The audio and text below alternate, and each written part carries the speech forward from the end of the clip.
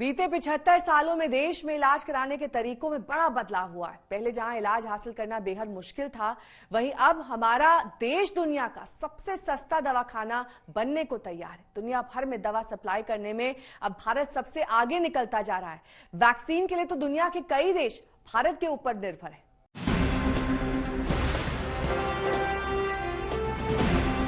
आजादी के बाद से वैसे तो भारत ने कई मामलों में तरक्की की है, लेकिन इलाज के मामले में देश की तरक्की वाकई काबिल तारीफ है। अब सामान्य बीमारियों में लोगों को सस्ता और आसान इलाज मिल जाता है। भारतीयों के साथ विदेशियों को भी ये सुविधा मिल रही है। ऐसे में भारत दुनिया का सबसे सस्ता दवाखाना बनने की तैयारी कर रहा है, जिसका सीधा फायदा देश के फार्मा एक्सपोर्ट को होगा।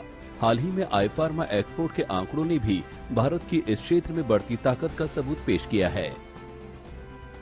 इकोनॉमिक पावर हाउस के रूप में खुद को एस्टेब्लिश करने के साथ साथ देश ने स्वास्थ्य सुविधाओं में भी बहुत तरक्की की है। Maternal and child health mortality rates जो स्वतंत्रता के समय बेहद खराब स्थिति में थे, उन्हें जबरदस्त समर्थन मिला है। Ayushman Bharat, national digital health mission जैसे इनिशिएटिव्स ने निश्चित तौर पर भारत की स्वास्थ्य व्यवस्था का स्वरूप बदल दिया है, लेकिन संविधान में स्वास्थ्य सुविधाएं राइट टू लाइफ के तहत हमारा एक फंडामेंटल राइट है।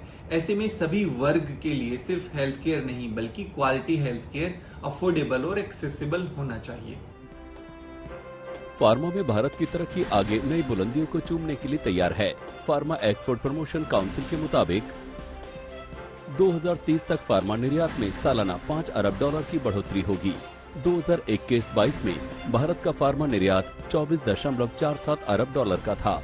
2030 तक इसके $70 अरब पर पहुंचने का अनुमान है। फिलहाल भारत का फार्मा बाजार $47 अरब का है, जिसमें $22 अरब का कारोबार घरेलू स्तर पर होता है। दूसरी तरफ दवा के कच्चे माल के उत्पादन के लिए प्रोडक्शन लिंक स्कीम यानी PLI के बाद 35 API का उत्पादन शुरू किया गया है, जो अभी तक भारत में आयात होती थी।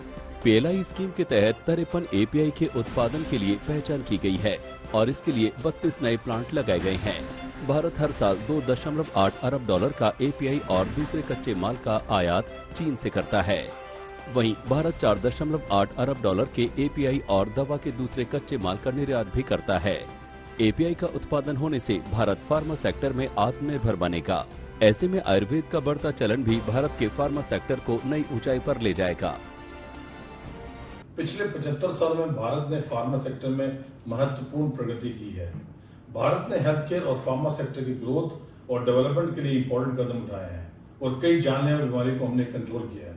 इस तरह भारत ने फार्मा सेक्टर में एक लंबा सफर तय किया है। मुझे उम्मीद है आने वाले समय में हमारी अर्थव्यवस्था में एक बड़ी मजबूती देखने को मिलेगी।